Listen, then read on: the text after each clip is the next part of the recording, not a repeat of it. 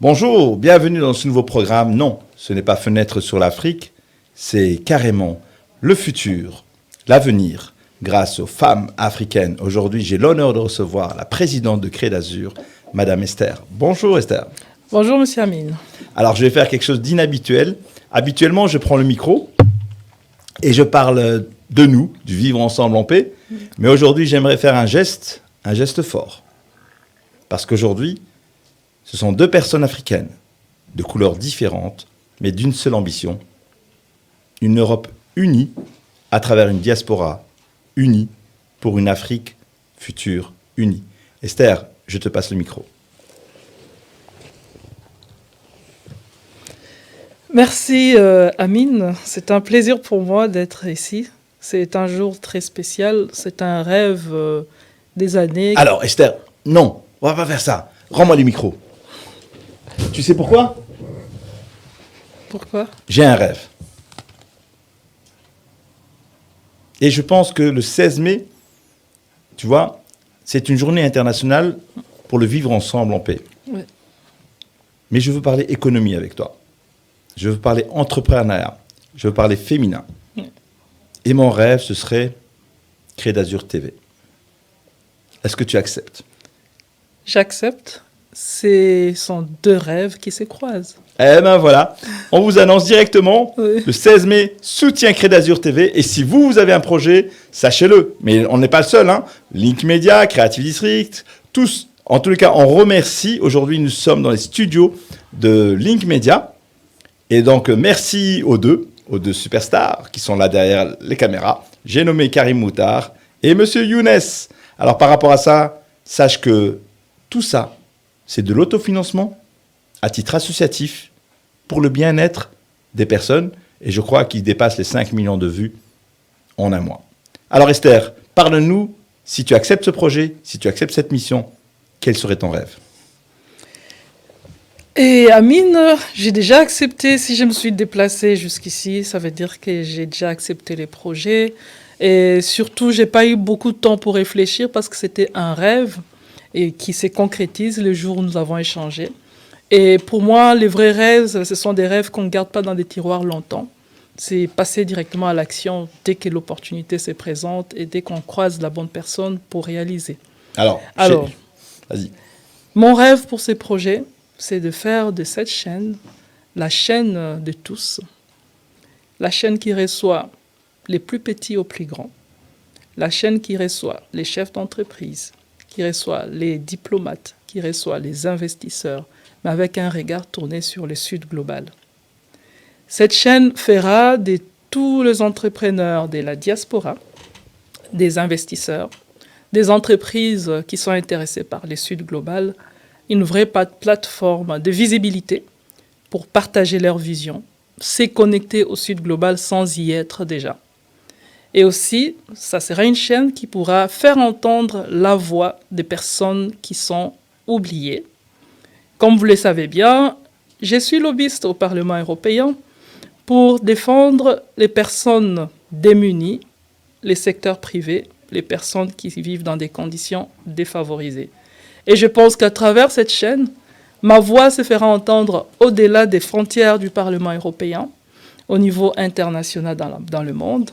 Et aussi, je dois informer aussi à ceux qui ne savent pas, je suis ambassadrice de la jeunesse pour la paix. Parlant de la paix. Pour quel pays ? Universel, donc c'est une structure CULPAC des Nations Unies. Ça va faire 6 ans que j'ai été nommée ambassadrice vous voyez, les Nations Unies, nous de sommes la là. jeunesse pour la paix. Et en plus de cela, j'ai été aussi reconnue officiellement jeune leader Europe-Afrique. Ce sont des choses, je ne parle pas souvent de tout ça.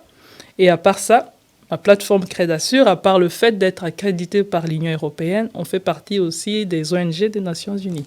Bravo. Donc voilà, avec tout ça, avec cette chaîne, je pense qu'on va réaliser beaucoup ensemble, Amine, et on pourra faire parler les personnes qui n'ont pas l'occasion de se présenter. Créd'Azur TV est là pour vous. Présente-nous rapidement pour nos téléspectateurs et puis tes téléspectateurs, qui est Esther et comment elle est arrivée ici. Esther est une femme d'origine africaine qui a évolué la plus grande partie de sa vie en Europe, qui a fait ses études aux Pays-Bas, qui a commencé sa carrière aux Pays-Bas dans les secteurs financiers, la Banque nationale hollandaise, et qui travaille dans le secteur financier belge depuis 19 ans comme cadre, et qui a développé un projet ambitieux qui est Crédassure, et ça va faire 16 ans que ce projet existe. Bravo. Mère de 3 enfants, engagée, femme, et je suis là pour la jeunesse, je suis là pour des personnes plus âgées, parce que nous aidons aussi les personnes de 3e âge à retrouver, comment je vais dire, l'espace dans la société pour transmettre leur savoir aux plus jeunes. Ce qui fait que tout le monde a la place chez Crédassure. Alors, chez nous, on nous fait souvent la remarque qu'il y a l'Afrique du Nord et l'Afrique subsaharienne. Tu as bien dit que tu es africaine, comme moi. Vois-tu un rôle à jouer justement dans ce rapprochement entre ces deux parties alors qu'elles ne font partie que d'un seul continent? Pour moi, Afrique subsaharienne, Afrique du Nord, ça reste l'Afrique. La preuve en est que voilà, je suis fondatrice de la plateforme diplomatique du Sud global. Donc les pays de l'Afrique du Nord font partie de cette plateforme. L'ambassadeur du Maroc vient souvent dans nos activités, l'ambassadeur de la Tunisie aussi.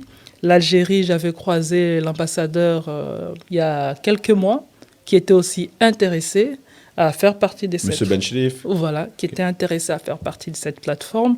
Donc c'est pour montrer que voilà, pour nous l'Afrique, moi je ne vois pas la différence. C'est de manière globale.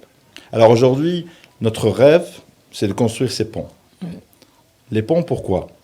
Parce que nous avons beaucoup de jeunes d'Afrique qui veulent traverser cette Méditerranée au péril de leur vie, qui se retrouvent dans une Europe qui n'est plus l'Europe qu'ont connue leurs parents ou leurs grands-parents, qui est une Europe qui, en ce moment, est en plein déficit, marché financier très difficile, des crises. Et nous leur disons, mais l'avenir, c'est l'Afrique. Vous êtes là où est l'avenir. Et ce pont, notre rêve, c'est que vous puissiez le traverser d'un côté pour découvrir, mais retourner là-bas avec une force et une énergie. Tu sais, Christelle, les chiffres que nous donnons dans les crédits octroyés, les microcrédits octroyés en Afrique, moi, j'ai fait partie d'un programme qui s'appelle ANSEJ, l'aide aux jeunes entrepreneurs. Et au-dessus, on a aussi aidé les personnes de plus de 40 ans. Et 60% des crédits impayés, c'était des hommes. Et 40%, c'était des femmes. Parce que les femmes tenaient à cette responsabilité de rembourser. Les hommes, connaissant la situation, les crises et les marchés, bien, avaient beaucoup de difficultés et on s'est retrouvé avec 60% d'impayés. Mais nous avions prévu ça. Est-ce que tu as une expérience par rapport à ça? Pourquoi est-ce que les femmes en africaines sont plus sérieuses que les hommes africains, alors qu'elles n'ont pas le même poste? Oui, donc conclure que les femmes sont plus sérieuses que les hommes, ça c'est peut-être une grande, comment je vais dire, c'est un homme qui le dit. C'est un homme qui le dit. Alors moi je dirais pas les choses comme ça. Les femmes... Je précise, derrière chaque grand homme, il y a une femme. Oui, voilà. Alors, moi, ce que je dirais des femmes, les femmes, excusez-moi les hommes, c'est pas pour être contre vous, mais c'est la réalité. Une femme sait faire plusieurs choses à la fois. Une femme sait gérer en même temps et le foyer, en même temps gérer la scolarité des enfants, en même temps gérer son mari, ce qui n'est pas facile parfois. Et cette femme la femme a souvent un sens des responsabilités plus poussé, donc qui tient à ses engagements. Un homme, par contre, peut être facilement perturbé. Il suffit qu'il y ait un obstacle, qui arrive et tout, directement, il peut facilement dévier le but du crédit pour autre chose. Mais la femme, tant qu'elle a un objectif à atteindre, c'est difficile à dévier, à la détourner de cet objectif. C'est ce qui fait que dès que tu donnes un crédit à une femme, parfois elle peut accepter que son enfant crève de faim, bien qu'elle savait bien que la maman, pour les enfants, c'est... Ah oui. Ouais. Mais elle préfère tenir à sa promesse. Mais malheureusement, on ne fait pas beaucoup confiance à la femme, parce que comme on sait bien que le rôle primaire, donc les rôles de base de la femme, c'est s'occuper des enfants, s'occuper du foyer. Ça commence à changer positivement, heureusement. Quand on parle de l'égalité, la diversité de genre, on essaie de promouvoir la place de la femme dans la société. Mais il y a quelques années, on voyait plus la place de la femme à la maison. Et ce qui fait que voilà, quand une femme va demander un crédit, on pense qu'elle n'est pas à mesure de gérer une société. Mais pourtant, on ne sait pas, on oublie que la plus grande société, c'est déjà la maison. Arriver à gérer des enfants, arriver à gérer un mari, arriver à tout organiser, c'est déjà la base d'une société. Cette femme a déjà cette expérience sans avoir été chef d'entreprise. Elle est déjà chef d'entreprise dans sa maison. Permets-moi de saluer mes mamans Benz. Oui. Est-ce que tu sais ce que c'est une maman Benz? Oui, ce sont les femmes d'affaires qui ont pu, il y a quelques années, qui ont pu développer leur business, acheter Mercedes-Benz, qui ont pu... Alors, l'histoire, c'est que elles devaient ramener au marché des produits. Et elles se sont mises en collectivité. Oui. Et donc, elles ont commencé à prendre certains marchés. Les poissons, les pagnes, les pagnes et tout. Et en fait, en travaillant ensemble, elles sont devenues des multinationales, des véritables multinationales. Aujourd'hui, tu peux en avoir qu'on appelle et qui viennent nous rendre visite en jet.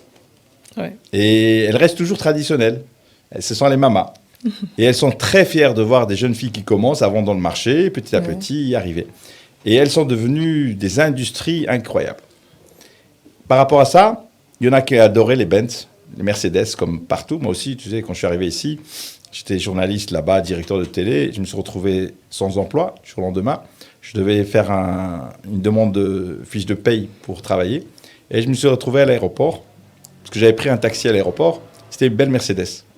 Et donc après, comme je devais aller au Parlement européen et être la journée, donc je suis allé voir le patron de ces taxis, M. Delire, qui est décédé malheureusement.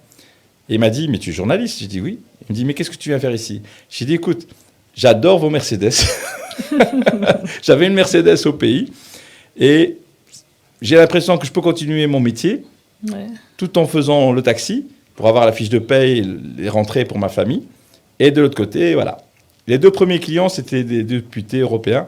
Et quand ils sont montés au taxi, ils m'ont vu, ils m'ont dit « Monsieur Hachemi, qu'est-ce que vous faites là ?» J'aurais dit « J'adore les Mercedes. » Voilà. Tu sais combien est-ce qu'il y a de femmes présidentes aujourd'hui en Afrique? Combien de femmes présidentes? Je sais qu'il n'y en a pas beaucoup. Donc, les femmes présidentes sont minoritaires. Donc, c'est même aussi une des raisons pour laquelle on organise à l'occasion de la Journée internationale de la femme dans la diplomatie. Le 8 mars? Non, pas le 8 mars. C'est surtout la Journée internationale des femmes dans la diplomatie. L'année passée, on l'a organisée avec ONU Femmes. Donc, le but, c'était vraiment On avait fait toute une étude, mais je n'ai pas tous les chiffres. Donc, voir le nombre de femmes présidentes en Afrique, le nombre de femmes ambassadrices. Déjà, même alors, attends. La Tanzanie, c'est le Premier ministre? La présidente de la Tanzanie? Oui. Qui vient d'être réélue? J'essaie de voir les autres. Notre consultant ChatGPT, HatGPT. Il n'y en a pas d'autres. Namibie. Oh, comment s'appelle, madame? On va retrouver avec ChatGPT. En tout cas, voilà. Donc, Tanzanie, deuxième élection. Namibie. Et puis, Namibie aussi. Bon, il y a des dames qui ont compté. Oui. Il y a des grandes dames qui ont compté. Oui, avant l'Afrique du Sud, déjà, la femme de Nelson Mandela, quand lui était en prison, c'est elle qui a tenu... pendant son absence. Ouais, pendant son absence, le parti, et puis voilà. Et puis, il y a d'autres. Nous, en tout cas, on a eu l'UNFA en Algérie. Donc, à l'époque, il y avait des femmes révolutionnaires, comme ma mère, que je salue à travers ce programme, qui ont tenu et qui en sont devenues députées, ministres, on en a beaucoup. Et au Congo, la première ministre? Oui, au Congo, nous avons la première ministre qui fait aussi partie, qui a un peu révolutionné l'histoire du Congo, donc la première dame. Et nous avons aussi au niveau des ministères des Affaires étrangères, nous avons des dames, surtout au Congo, avec les nouveaux mandats, avec les présidents actuels. Et c'est vrai, j'ai reçu au Parlement européen une grande dame, d'une grande région, le Lualaba. Oui, Madame Fifi. Madame Fifi. Oui. Ah, c'était extraordinaire, parce qu'elle a pris en plus la pause devant la journée du Vivre Ensemble en paix. Elle était venue dans un cadre. Et oui, c'est une grande dame qui gère une des plus grandes régions. Des plus grandes régions. Et elle fait partie des femmes que nous allons primer. Parce que je parlerai de ça après, le Forum Europe Africa Invest de cette année. Donc, c'est quand? C'est du 30 septembre au 2 octobre. Rendez-vous pris, hein? Et c'est organisé sous les hauts patronages du Parlement européen. Magnifique. On a décidé de primer quelques c'est dames. notre présidente.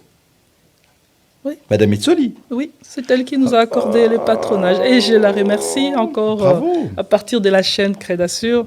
Merci de nous avoir fait confiance et voilà, et je suis sûr qu'elle ne sera pas déçue. Alors, on peut s'inscrire librement ou alors il y a une procédure parce que c'est comme au Parlement. Ah oui, pour participer, c'est ouvert à tout le monde, mais c'est sur inscription parce que vous savez bien, pour bien organiser les choses, il faut s'enregistrer, il faut tenir compte de la logistique et vous savez bien qu'au Parlement, il faut préparer les badges des personnes bien avant, la sécurité et tout ça. Alors, on a besoin d'avoir les noms de toutes les personnes. Il y a des frais d'inscription ?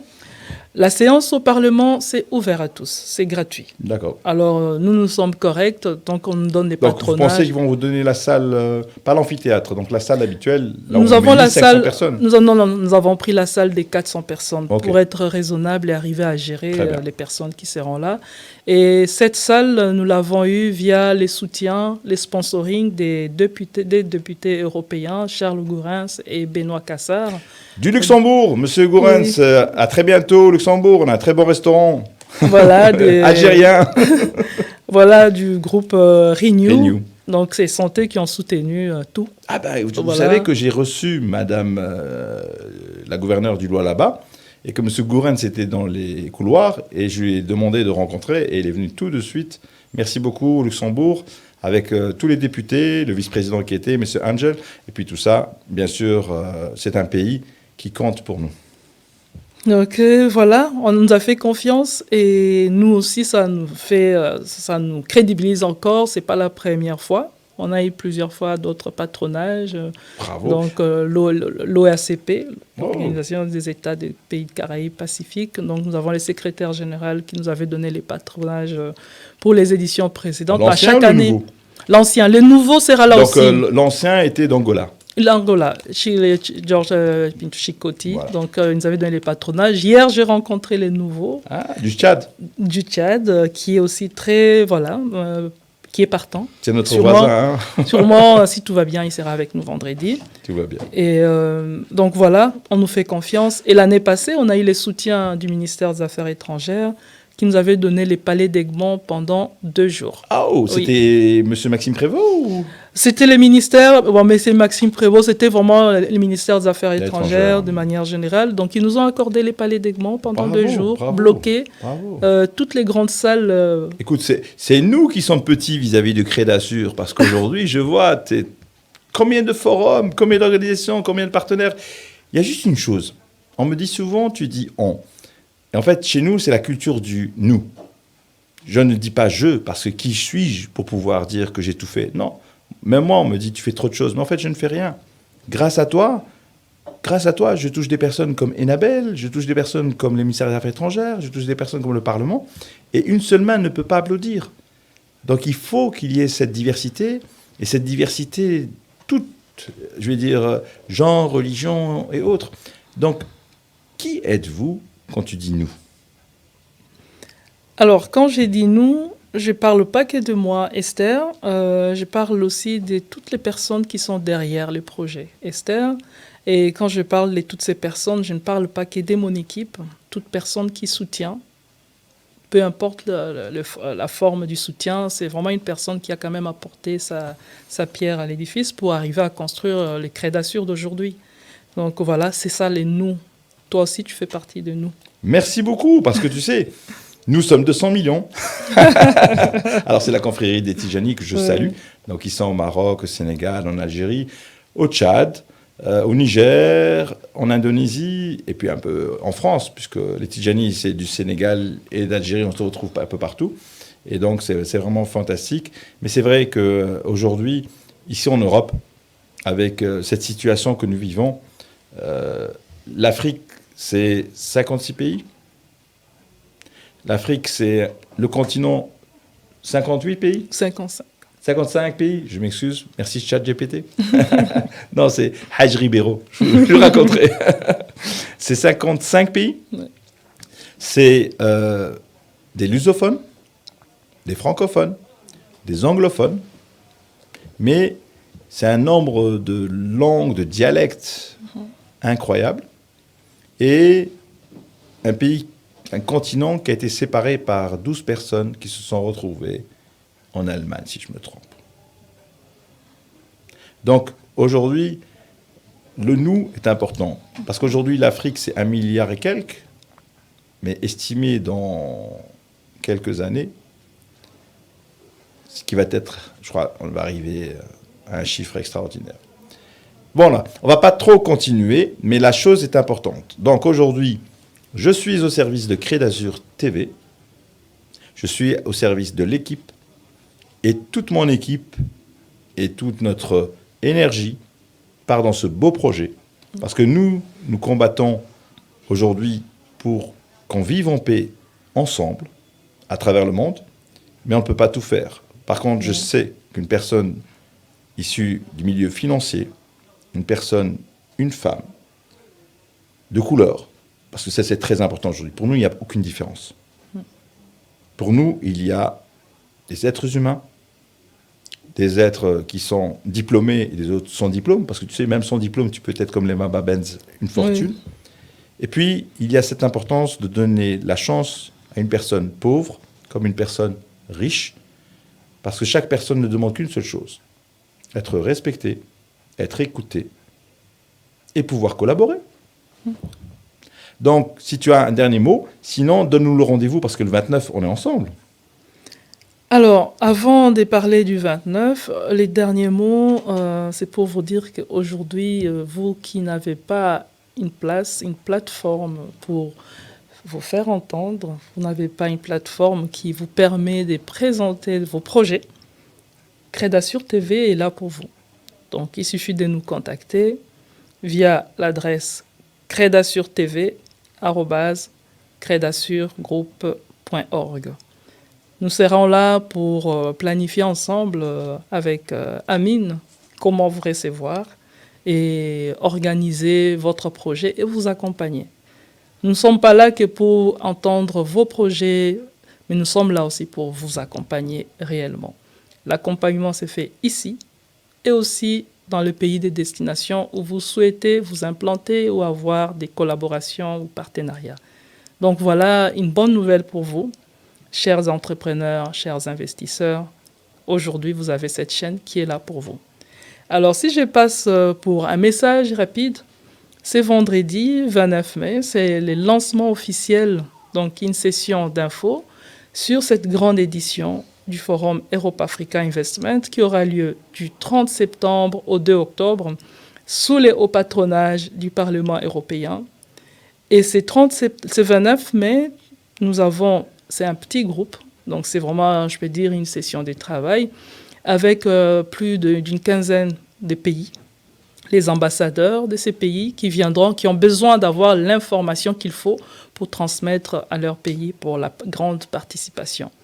Nous aurons aussi les représentants de la Commission européenne, nous aurons les représentants du Parlement européen, nous aurons les représentants de la Banque mondiale, nous avons les DG des NABEL, nous avons la DG, la directrice du PNUD et tant d'autres personnalités importantes qui seront là pour ensemble co-construire ces programmes qui a déjà été finalisés. Mais avant de les lancer au grand public, on a fait appel à tous ces experts pour voir ensemble comment on va développer plus en détail les thématiques et les programmes. C'est juste après ces lancements officiels qu'on vous partagera les liens d'inscription. Ne ratez pas parce que les places sont très limitées. Alors, tu as parlé du PNUD, j'ai travaillé pour le PNUD, pour les maladies subsahariennes et le travail des enfants. Ouais. Un seul mot. Monsieur Decroix, félicitations pour votre nomination en tant que directeur général du PNUD aux Nations Unies.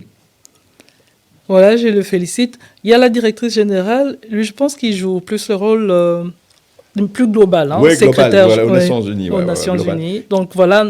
Et qui font un travail extraordinaire d'accompagnement par rapport à l'Afrique. Oui. Nous, on a signé avec l'UNICEF en Algérie. Oui. Et d'ailleurs, nous avons cet organisme, le réseau NADA, qui protège les migrants, les enfants et tout ça. Et c'est avec le 1er juin, nous fêterons la journée de la jeunesse avec l'ambassadrice de l'UNICEF en Algérie. Et donc, nous espérons aussi ici. Un mot aussi pour Madame Aïcha. Je ne sais pas si elle fait partie aussi de l'ONU Femmes, tu as parlé tout à l'heure. Madame ONU Femmes, non, ONU Femmes, c'était Madame Florence Ress. Voilà, Madame Florence Ress. Donc avec c'est Amadou, ça, je crois, qui est à côté de... Oui, c'est après Amadou. Ouais, donc voilà, la maison de... Voilà. En tous les cas, vous êtes entre de bonnes mains. Vous êtes entre les mains d'une mère de famille. On parle souvent de père de famille, mais là, vous avez une mère de famille. Ça veut dire qu'elle sait faire beaucoup de choses, mais il ne faut pas abuser. Donc, si vous pouvez faire la vaisselle, faites la vaisselle et laissez-la travailler avec nous. Ah oui. Un message. Alors, une chose qu'elle n'a pas dite, mais je ne lui demanderai pas, parce qu'elle a dit qu'elle était d'Afrique et qu'elle était d'ici. Mais nous avons tous un pays de cœur, d'où on vient en Afrique, et notre espoir, c'est que là-bas, ça devienne mieux qu'ici. C'est tout. Merci Esther. Merci Amine. En lingala, directement à la caméra. Mbote na bino, donc nga naza Esther na Kinshasa, ba Congolais boyebinga, donc nakenda souvent na Kinshasa, na Lubumbashi, na ba province ebele na Congo. Donc nga naza ya d'origine Congo RDC. Donc ça va faire plus de 26 ans que naza na poto. Donc mission nanga na yekotanga et le but est voilà na transmettre au na yekoliawa pour na ko transmettre na Congo mais na suki na Congo te na tuziango pour toute l'Afrique. Alors bino banamboka ba congolais boza na chaîne na bino Creda sur TV et ça pour na ko promouvoir ba projet na bino pour ekende liboso pour na ko augmenter visibilité na projet na bino que ça soit awa na Belgique, na Europe ou bien en Afrique ou na pa pays mususu. Donc voilà, na Amine ensemble tokosa musala pour na bino boko compter sur biso désormais boza na place ya koyo ki samungo na bino pour kende musika.